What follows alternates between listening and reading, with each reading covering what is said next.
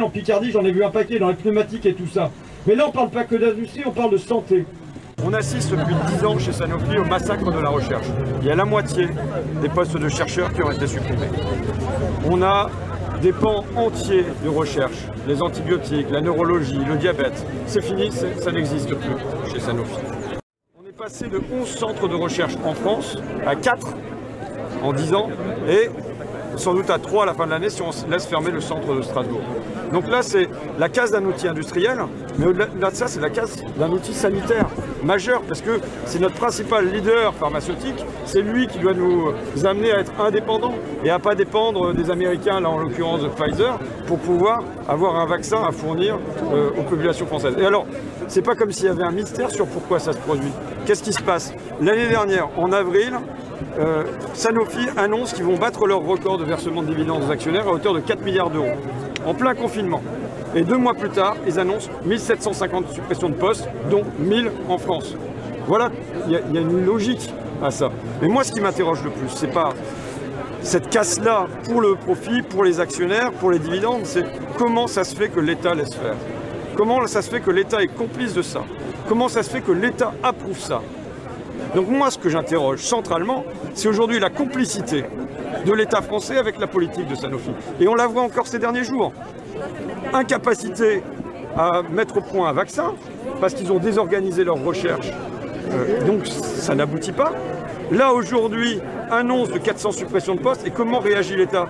Je n'en suis pas ravi, déclare Elisabeth Borne. Elle n'est pas ravie. On a là une entreprise qui verse de milliards de dividendes aux actionnaires, qui supprime des centaines d'emplois, et elle n'est juste pas ravie. C'est une complicité. Vous savez, dans son discours, dans son interview à l'Express pendant les vacances de Noël, Emmanuel Macron a parlé de trahison.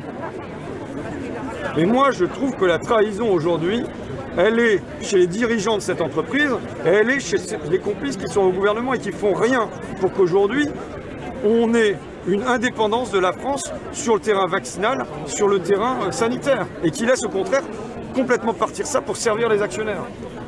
Il y a plusieurs outils juridiques. Je ne suis pas un spécialiste du juridique, mais il y a plusieurs outils juridiques. La première chose, c'est qu'on peut cesser de verser du crédit impôt recherche à une multinationale qui détruit la recherche.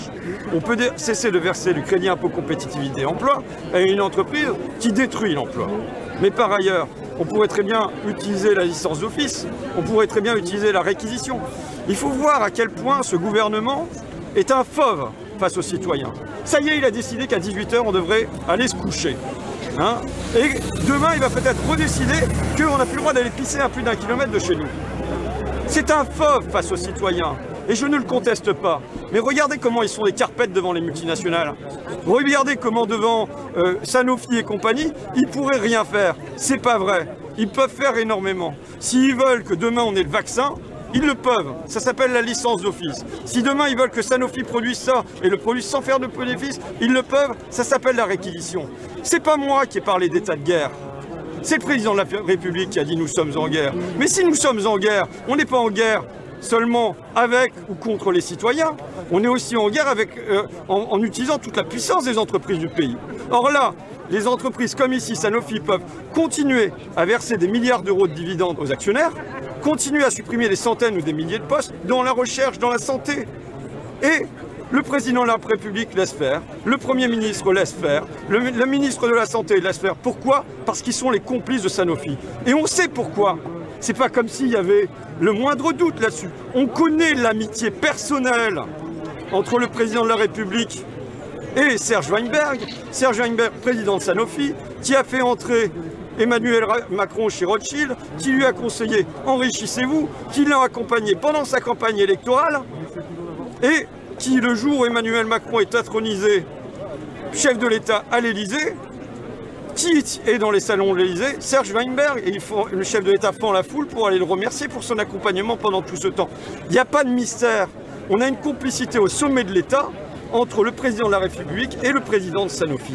Ce qui explique le silence sur toutes ces affaires-là.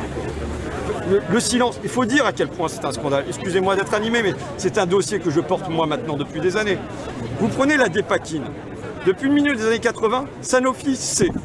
Sanofi sait que quand une femme enceinte prend la dépakine, il va y avoir des gros risques de troubles de autisme chez son enfant.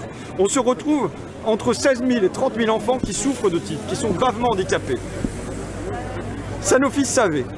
L'État met en place un fonds, Sanofi refuse de participer à ce fonds et l'État ne fait pas pression pour qu'ils y participent. Sanofi est condamné par la justice. Qu'est-ce que fait Sanofi dans le cas de la petite Camille qui était très gravement handicapée, qui est condamnée à 3 millions d'euros? Sanofi refuse de payer. Sanofi fait appel. Sanofi est condamné en appel, Sanofi se pourvoit en cassation. Et la conclusion de tout ça, malgré ce comportement de Sanofi qui agit là en psychopathe du profit, c'est qu'on a le président de Sanofi à qui on remet la Légion d'honneur. Mais de quel honneur s'agit-il?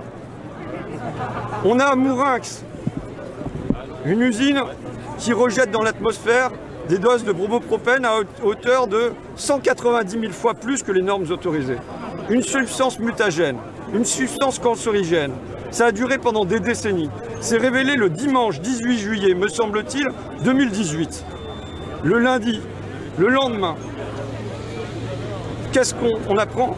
Que Sanofi est reçu avec tout le dolder, c'est-à-dire tous les lobbies de la pharmacie mondiale, les 25 plus grosses entreprises, pour aller dans les salons de l'Élysée.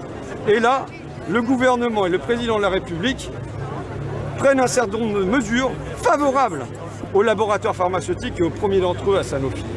On a voilà, là il y a l'État qui devrait servir de garant, qui devrait s'interposer entre la puissance d'une multinationale comme celle-là quand elle pollue, quand elle produit des troubles de l'autisme ou quand elle détruit sa recherche, parce que là c'est tous les Français qui en pâtissent. Il se fait complice de ça, il accompagne ça, il approuve ça, et je le redis, comment se fait-il qu'on ait remis la Légion d'honneur à Serge Weinberg? C'est quand même incroyable.